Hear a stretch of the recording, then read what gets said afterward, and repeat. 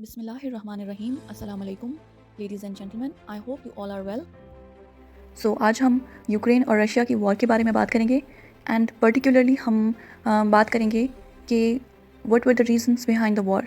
ठीक है, और बेसिकली इस वॉर को ट्रेजेडी ऑफ मिसकैलकुलेशंस कहा जा रहा है। सो अ ट्रेजेडी ऑफ मिसकैलकुलेशंस, ये फ्रेज़ यूज़ किया गया था बहुत commonly after the world war one. Alright, और इस फ्रेज़ को दोबारा से दोहराया जा रहा है in case of Russia and Ukraine crisis, और you can say Russia and Ukraine war. और इसको मिसकैलकुलेशंस की वॉर क्यों कहा जा रहा है, वो इसलिए बिकॉज़ क्योंकि जो इस वॉर के अंडरलाइंग रीज़न बना है that is basically मिसकैलकुलेशंस।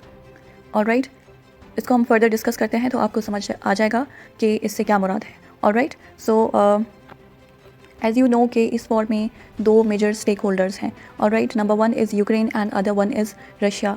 And obviously अभी तक जो ज़ाहिरन नज़र आता है, so the most unfortunate stake holder और the most unfortunate actor in this war is obviously Ukraine.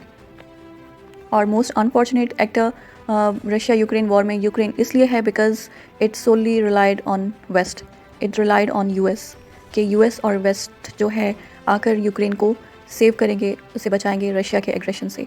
ठीक है, so this is why we can say कि इसमें जो सबसे ज़्यादा अनफॉर्चुनेट जो एक्टर रहा है इस वॉर का, that is obviously Ukraine and the Ukrainian people. क्योंकि एट द एंड जो सबसे ज़्यादा नुकसान और सफरिंग उठानी पड़ेगी, that will be the Ukrainian people. And obviously you know कि अभी तक मिलियंस में यूक्रेनियन लोग माइग्रेट कर चुके हैं दूसरे कंट्रीज़। इसके अलावा क्योंकि यूक्रेन की आर्मी इतनी ज़्यादा नहीं है, तो उसके कॉमन पीपल जो हैं उनको मैदान में आना पड़ा है to fight against the Russian aggression. तो ऑब्वियसली एट द एंड जो सफ़र करेंगे और जिनका नुकसान होगा और लॉन्ग टर्म के लिए जिनको सफरिंग फेस करनी पड़ेगी, that will be the Ukrainian people. और इस सब के पीछे जो वजह है, दैट इज़ ओवर कॉन्फिडेंट मिसकैलकुलेशंस। सो यहाँ पर हमें सबसे पहले ये मालूम होना चाहिए कि आखिर क्या वजह थी कि जिसने रशिया को ट्रिगर किया यूक्रेन पर हमला करने के लिए। ठीक है, तो रशिया और यूक्रेन के बीच में कौन से इवेंट्स ने इतनी हॉस्टिलिटी इंक्रीज़ कर दी कि रशिया को वॉर करनी पड़ी अगेंस्ट यूक्रेन। सो इसमें सबसे बड़ा जो रीज़न है, एक तो ये है कि Ukraine wanted to join European Union. ठीक है, यूक्रेन चाहता था कि वो यूरोपियन यूनियन ज्वाइन कर ले, जबकि रशिया इसके अगेंस्ट था। इसके अलावा जो दूसरा रीज़न है वो ये है कि यूक्रेन में एक एंटी रशिया गवर्नमेंट इंस्टॉल्ड है। ठीक है, इससे पहले जो गवर्नमेंट थी यूक्रेन में, इससे पहले जो गवर्नमेंट थी दैट वाज प्रो रशिया। ठीक है, लेकिन फिर बाद में उसको ओवरथ्रो कर दिया गया। इस तरह से हालात बनाए गए कि that pro Russian government was overthrown. ठीक है, और उसको रिप्लेस कर दिया गया with pro American government in Ukraine. ठीक है, सो ये रशिया का एक बहुत बड़ा कंसर्न था कि हमारे पास में जो कंट्री है वहाँ पे एक प्रो अमेरिकन गवर्नमेंट मौजूद है। ठीक है, जो ऑब्वियसली एट द एंड सारे काम किसके कहने पर करेगी, अमेरिका के कहने पर। ठीक है, सो रशिया को ये बर्दाश्त नहीं था कि उसके साइड में एक ऐसा कंट्री हो जहाँ पे अमेरिकन इन्फ्लुएंस बहुत ज़्यादा हो। ठीक है, सो ये एक रशिया का कंसर्न था कि यूक्रेन में एक प्रो अमेरिकन गवर्नमेंट इंस्टॉल्ड है।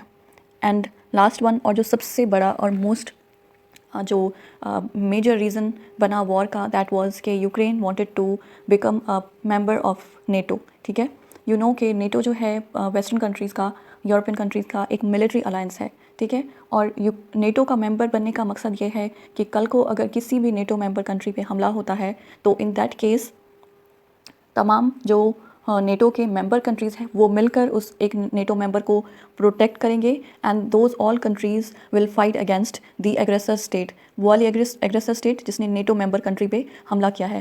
दैट मीन्स कि अगर यूक्रेन नेटो का मेंबर बन जाता है, ठीक है, तो दैट मीन्स कि अगर कल को रशिया या कोई भी कंट्री यूक्रेन पर हमला करेगा तो इन दैट केस तमाम नेटो मिलकर उस एक कंट्री पर हमला कर देगा और डिफेंड करेगा नेटो मेंबर स्टेट को। ठीक है, so obviously Russia being a major global power, उसे ये बर्दाश्त नहीं था, वो नहीं चाहता था कि यूक्रेन नेटो का हिस्सा बने। ठीक है, रशिया नहीं चाहता था कि उसके बॉर्डर से एक ऐसा कंट्री मिलता हो जहाँ पे तमाम वेस्टर्न कंट्रीज़ का इन्फ्लुएंस हो और ख़ास तौर पर अमेरिका का इन्फ्लुएंस हो। तो obviously being a major global power, Russia ने तो इस चीज़ को, इस अटैम्प्ट को रेजिस्ट करना ही था, ठीक है। और ये यूक्रेन और रशिया का ये मामला कोई नया नहीं है, ये काफ़ी टाइम से चलता आ रहा है, ठीक है। लेकिन ऑब्वियसली अभी कुछ सर्टेन रिसेंट पास में कुछ ऐसी डेवलपमेंट्स हो रही थी कि जो ये बता रही थी कि हो सकता है अनकरीब नेटो जो है यूक्रेन को नेटो की मेंबरशिप दे दे, ठीक है। और इसी ख़तरे को, इसी रिस्क को रशिया ने सेंस कर लिया and as a response Russia ने थ्रेटन किया टू इन्वेड यूक्रेन, ठीक है। सो उसके इस किसी भी एग्रेसिव एक्शन को रोकने के लिए फिर ऑब्वियसली रशिया के यूरोपियन कंट्रीज़ के साथ, नेटो के साथ, इसके अलावा अमेरिका के साथ भी काफ़ी सारे टेबल टॉक्स हुए टू रिजॉल्व द इशू, जिसमें रशिया ने अपनी डिमांड्स रखी कि यूक्रेन यूरोपियन यूनियन का हिस्सा नहीं बनेगा, दूसरा वो नेटो का पार्ट कभी भी नहीं बनेगा, ठीक है। सो रशिया चाहता था कि उसे गारंटीज़ दी जाएँ, इन दैट केस उसे गारंटीज़ दी जाए कि यूक्रेन को नेटो का हिस्सा नहीं बनाया जाएगा और उसे यूरोपियन यूनियन की मेंबरशिप नहीं दी जाएगी, ठीक है। और इसके अलावा जो भी वेस्टर्न कंट्रीज़ या अमेरिका की वेपन डिप्लॉयमेंट यूक्रेन में की जा रही है उसको ख़त्म किया जाए, ठीक है। तो ये रशिया की डिमांड्स थी to the western world and और ख़ास तौर पे अमेरिका से, ठीक है। लेकिन ऑब्वियसली जब रशिया की इन डिमांड्स को नहीं सुना गया, ठीक है, जैसे कि यूक्रेन के प्रेसिडेंट हैं व्लादिमीर ज़ेलेंस्की, उन्होंने जो है साफ मना कर दिया, क्योंकि ही सेड कि यूक्रेन एक सॉवरेन कंट्री है, एक इंडिपेंडेंट स्टेट है और उसे अपने डिफेंस के लिए किसी भी और कंट्री पे डिपेंड करने की ज़रूरत नहीं है। वो ओपनली और अपनी सॉवरेनिटी के मामले में तमाम फैसले इंडिपेंडेंटली ले सकता है और यूक्रेन की ये ख्वाहिश है कि वो नेटो का मेंबर ज़रूर बने। और ऑब्वियसली फिर जो उनके प्रेसिडेंट हैं उन्होंने साफ मना कर दिया रशियन डिमांड्स सुनने से या उनको मानने से। एज अ रिज़ल्ट जब रशिया को कहीं से भी गारंटीज़ नहीं दी गई तो एट लास्ट रशिया ने हमला कर दिया यूक्रेन पे, ठीक है।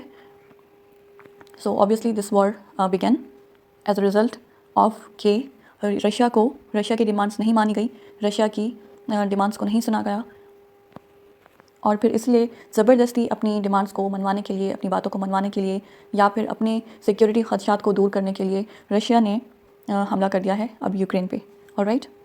सो ये चंद मेजर वजूहात बनी of the Russian incursion in Ukraine.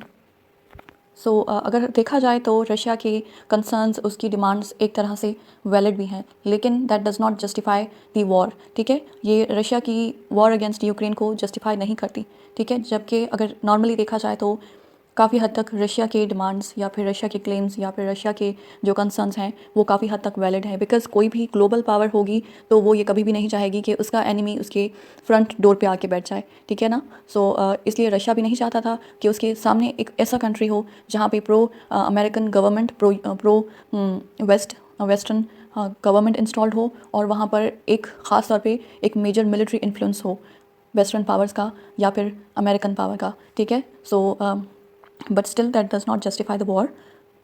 लेकिन obviously Russia was also pushed कि वो इतना एग्रेसिव एक्शन ले against Ukraine, but obviously war could have been avoided. War को इजीली अवॉइड किया जा सकता था, वो इस तरह कि यूक्रेन अपना डिसीजन खुद लेता, ना कि वेस्ट पे या यूएस पे रिलाई करता। So obviously war could have been avoided. So अगर हम, जैसा कि इंटरनेशनल रिलेशंस का ये उसूल भी है कि कोई भी स्टेट अपनी एनिमी स्टेट से मैक्सिमम डिस्टेंस रखने की कोशिश करता है और हर मुमकिन कोशिश करता है कि उसका एनिमी उसके करीबी मुल्क में अपना इन्फ्लुएंस मैक्सिमाइज़ ना कर सके, ऑलराइट। सो इसीलिए रशिया भी नहीं चाहता था, बीइंग अ ग्लोबल पावर, कि उसका एक मेजर ग्लोबल पावर जो उसका एनिमी है अमेरिका, वो आके उसके फ्रंट डोर पे बैठ जाए, ऑलराइट। सो अपेरेंटली रशिया ने जो किया वो अपने आप को प्रोटेक्ट करने के लिए किया, अपनी डिफेंस को मजबूत करने के लिए किया। जैसा कि जो रशिया के प्रेसिडेंट हैं व्लादिमीर पुतिन, उन्होंने ये भी कहा कि अमेरिका को हमारे जो कंसर्न्स हैं और हमारी डिमांड्स को सुनना चाहिए, मानना चाहिए और हमारे कंसर्न्स को एड्रेस करना चाहिए, क्योंकि रशिया के पास का कंट्री है यूक्रेन और वहाँ पे किसी भी तरह की अमेरिकन प्रेजेंस को रशिया बर्दाश्त नहीं करेगा। और इसी बात को कहते उन्होंने ये भी कहा कि अमेरिका को, यूएस को कैसा लगेगा अगर यूएस के पास वाली स्टेट, मेक्सिको स्टेट में जाके रशिया अपने वेपन्स और अपनी मिलिट्री डिप्लॉय कर दे, तो फिर यूएस को कैसा महसूस होगा। तो क्या वो उसको एक ख़तरे के तौर पर, थ्रेट के तौर पर नहीं देखेगा। सो सिमिलरली रशिया भी यूक्रेन में वेस्टर्न मिलिट्री प्रेजेंस को, अमेरिका की इन्फ्लुएंस को और इसकी प्रेजेंस को अपने लिए ख़तरा समझता है और अपने इस ख़तरे को दूर करने के लिए वो, अगर उसे यूक्रेन पर हमला करना पड़ा तो वो ज़रूर करेगा। सवाल ये आता है कि यूक्रेन क्या कर सकता था, यूक्रेन क्या कर सकता था कि इस वॉर को अवॉइड किया जा सकता था। बात यह है कि यूक्रेन जो है, ठीक है, it is a sovereign country, लेकिन हालात को समझते हुए वॉर को अवॉइड करने के लिए यूक्रेन को ये कोशिश करनी चाहिए थी कि किसी तरह से जो है मामलात को ठंडा किया जाए, ठीक है, क्योंकि रशिया ने तो ऑलमोस्ट ये डिसीजन ले लिया था कि अगर उसकी डिमांड्स नहीं मानी गई तो फिर वो ज़रूर यूक्रेन पे हमला करेगा। तो यूक्रेन यही कर सकता था कि फ़िलहाल वो मामले को ठंडा करने की कोशिश करता, ताकि फ़िलहाल वॉर को अवॉइड किया जा सके, यूक्रेनियन पीपल को सफरिंग से बचाया जा सके और नुकसान से बचाया जा सके। और सबसे जो इसमें बड़ी मेजर बात थी कि रशिया के डिमांड्स को ना मानना, तो ना मानना भी यूक्रेन का इंडिपेंडेंट डिसीजन नहीं था, क्योंकि यूक्रेन में obviously there is a pro American government और यूक्रेन में बहुत ज़्यादा इन्फ्लुएंस है ऑफ द वेस्टर्न पावर्स और यूएसए का बहुत इन्फ्लुएंस है, ठीक है। सो ऑल्दो कि यूक्रेन कहता है कि वो एक सॉवरेन स्टेट है और वो इंडिपेंडेंट डिसीजन ले सकता है और इसलिए वो नेटो ज़रूर ज्वाइन करेगा, वो रशिया की डिमांड नहीं मानेगा, क्योंकि यूक्रेन एक इंडिपेंडेंट कंट्री है और उसे अपना डिफेंस के लिए हर फैसला लेने का पूरा हक है, ठीक है। लेकिन still at the and Ukraine ने जो फैसला किया कि वो रशियन डिमांड्स को नहीं मानेगा, तो ये भी यूक्रेन का एक इंडिपेंडेंट डिसीजन नहीं था। It was influenced by the western powers, it was influenced by USA. So basically the idea is कि Ukraine relied too much on the western powers and on America, ठीक है। So that became the reason of the war. And obviously as a result Ukrainian president complained कि Ukraine has been left alone to fight with Russia, क्योंकि obviously ये तो होना ही था। जब war start नहीं भी हुई थी तब भी NATO as well as USA, जो अमेरिकन प्रेसिडेंट हैं बाइडन, उन्होंने ये साफ साफ कह दिया था कि अमेरिका या फिर नेटो ऐसा कोई इरादा नहीं रखते कि वो मिलिटरीली इंटरवीन करेंगे in Russia if Russia tries to invade Ukraine, ठीक है। सो उन्होंने बेसिकली ऑलरेडी ये क्लियरली एक बयान दे दिया था, एक स्टेटमेंट दे दिया था कि अगर रशिया हमला करता है यूक्रेन पे तब भी अमेरिका का कोई ऐसा इरादा नहीं है कि वो मिलिटरीली इंटरवीन करेगा वॉर में, क्योंकि obviously that could lead to a world war, ठीक है। सो they said कि they will help militarily, but they said कि they will provide weapons and equipment, but they will not intervene militarily, ठीक है। But still Ukraine failed to take an independent and a neutral decision. So यहाँ पर Ukrainian president की या फिर Ukraine के जो ये सेंसिटिव मामलात की डिसीजन मेकिंग करने वाले इदारे हैं, उनकी ये मिसकैलकुलेशन थी कि अगर रशिया ने यूक्रेन पे हमला किया तो वेस्ट ज़रूर इंटरवीन करेगा, यूएस ज़रूर इंटरवीन करेगा, and they will fight against Russia for Ukraine and they will protect and save Ukraine against Russia. So this was a miscalculated decision of the Ukrainian leadership, ठीक है। And at last जो सफ़र कर रहे हैं that are the Ukrainian people. और अगर हम Russia की बात करें तो रशिया ने भी जब ऑब्वियसली हमला किया था यूक्रेन पर तो it was very well prepared, ठीक है। एंड पुतिन थॉट कि in no time they will invade Ukraine, ठीक है। ऑल्दो वो बार बार इस बात पर जोर देते रहे हैं कि वो यूक्रेन पर कब्ज़ा करने की, ऑक्यूपाई करने की कोई नीयत नहीं रखते, but still we can say कि they are giving these statements because उनको काफ़ी रेजिस्टेंस का यूक्रेनियन लोगों की जानिब से उन्हें काफ़ी रशियन मिलिट्री को काफ़ी रेजिस्टेंस का सामना करना पड़ा है, ठीक है। That has weaken the position of Ukrainian army, Ukrainian military, Russia की जो मिलिट्री है उसको यूक्रेन के लोगों की तरफ से बहुत रेजिस्टेंस का सामना करना पड़ा, जिसकी वजह से उनके लिए जल्दी इन्वेजन करना बहुत मुश्किल बनाया गया है, ठीक है। So this was also a very miscalculated decision of Russia कि उन्हें लगा था कि it will be very easy for them to invade and to occupy areas of Ukraine, लेकिन दे डिडंट, उन्होंने इस बात का अंदाज़ा नहीं लगा पाए कि उन्हें आम लोगों की तरफ से रेजिस्टेंस का सामना करना पड़ सकता है।